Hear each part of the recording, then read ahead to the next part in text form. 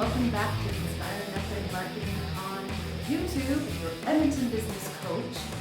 Here today we're going to talk about how to win with SEO, search engine optimization. My name's Karen, this is my husband Trevor. Hi there. And today we're going to start with a quote from Jill Whalen. She says, "Good SEO work only gets better over time. It's only search engine tricks that need to keep changing when the ranking algorithms change."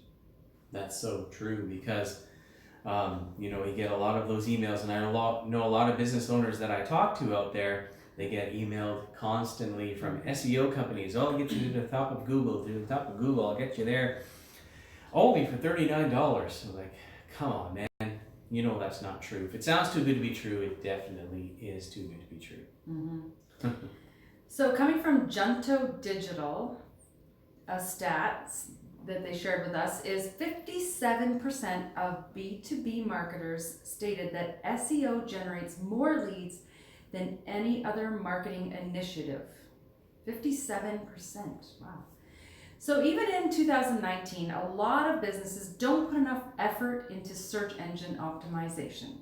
They've heard the word, they know it's out there, it's kind of this weird term, but we think it's because they don't understand it, so they just leave it alone. They don't do it. They don't know enough about it, or even the tricks of the trade of how to use it to your advantage to get your website found. That's right. Yeah. Yeah.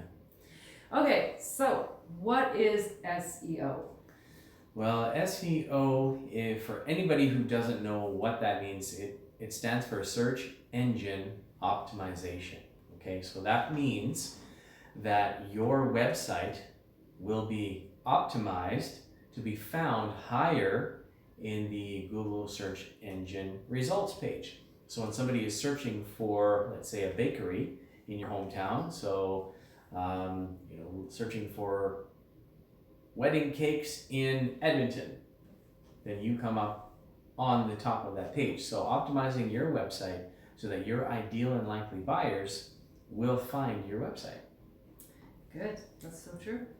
Why does that search engine optimization matter then? You kind of already said it, but go a little deeper for us. Sure.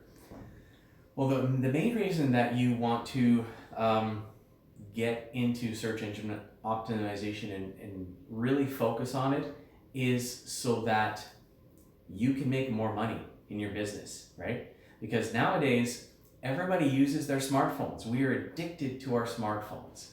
Anything that we need to find, what do people say? Search for it on Google it. Google.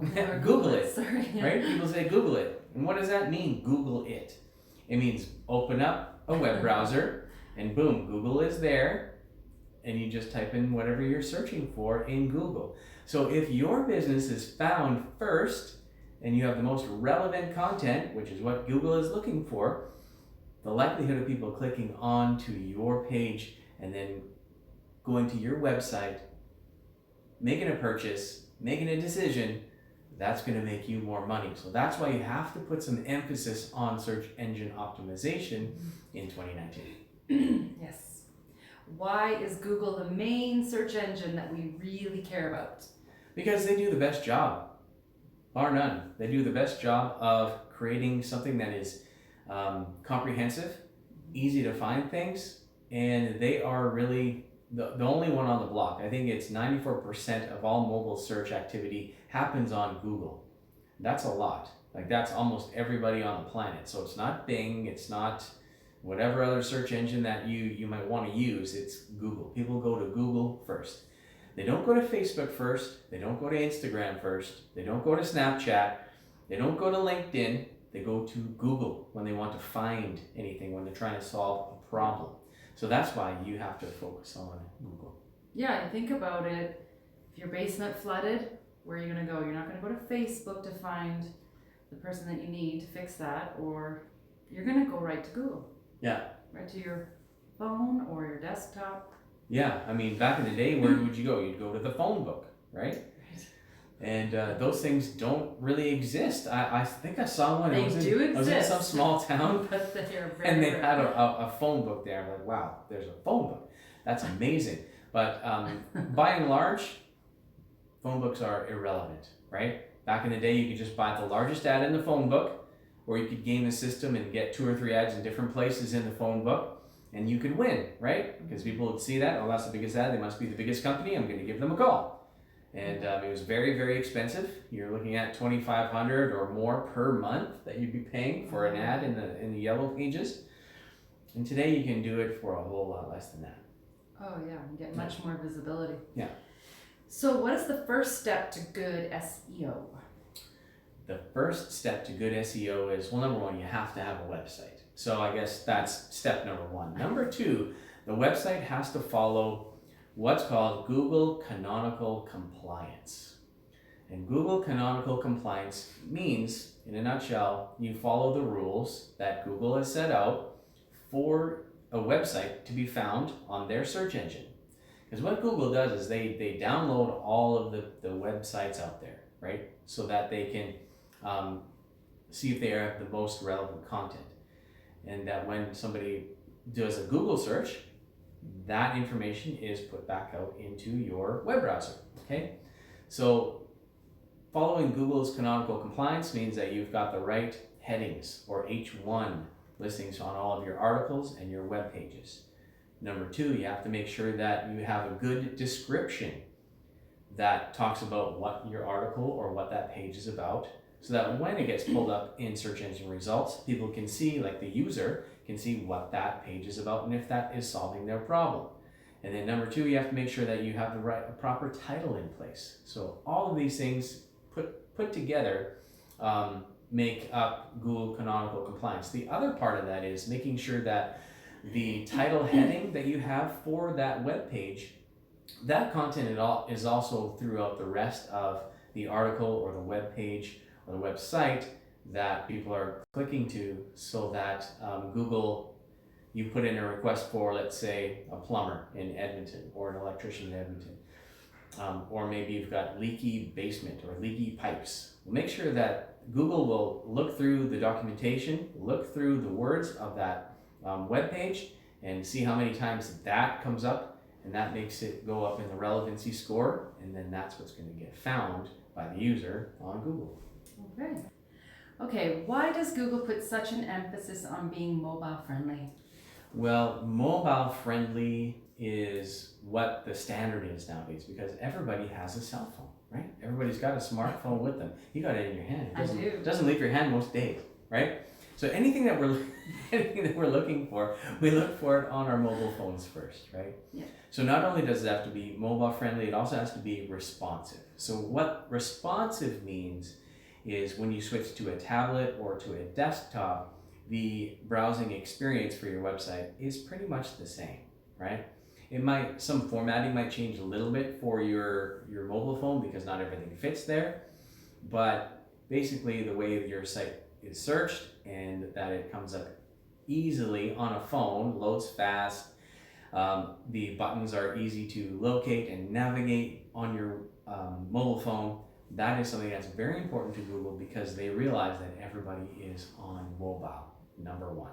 And then from there, it also has to look good on a desktop, but mobile is where you want to be, number one. Like the stat I shared earlier, 94% of all mobile searches is done on Google, right? Mm-hmm. So they really care about mobile friendliness. Yeah, it's built right into the phone.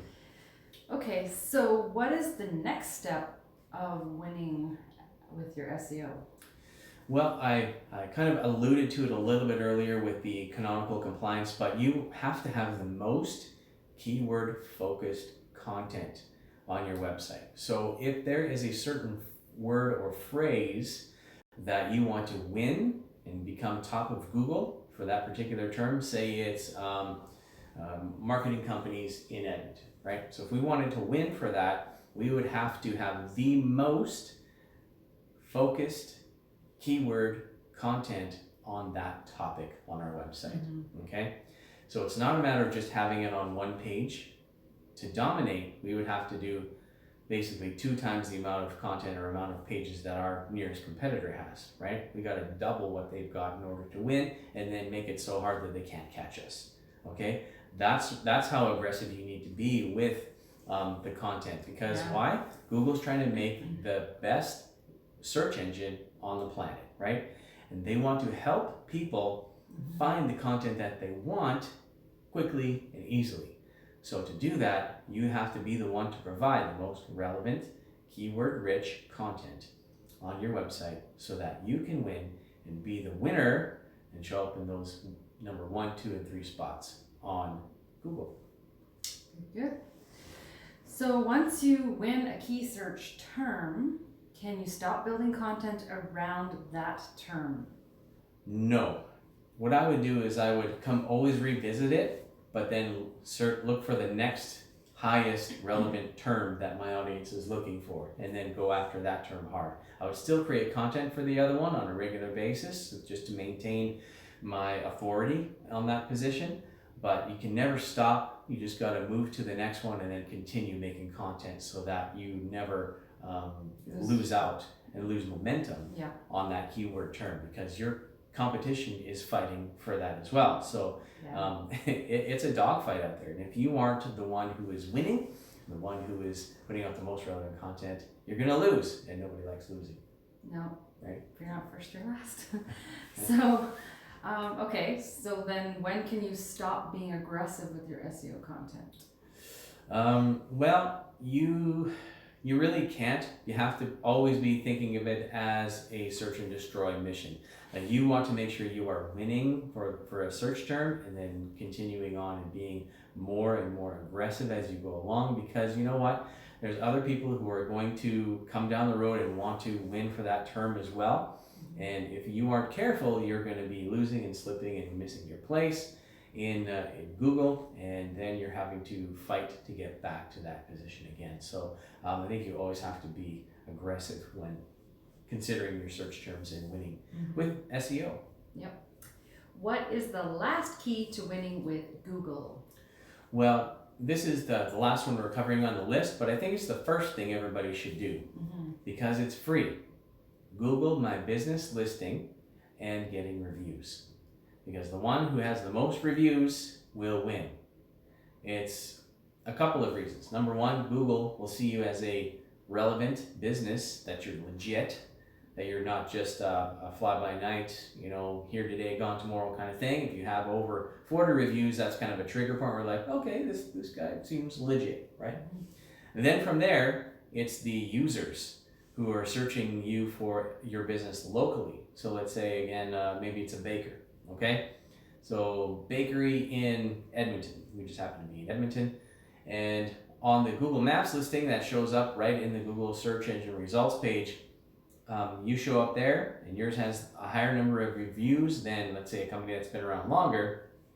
You more than likely are going to get at least a click from there, and then it's from there that you have to convince people on your website that they should interest you. So you got to be appealing, you have to have a no-brainer offer, and you have to have an easy way for them to connect with you and maybe make a purchase. Depending on what kind of business you have, they can at least schedule that appointment to come in and see you.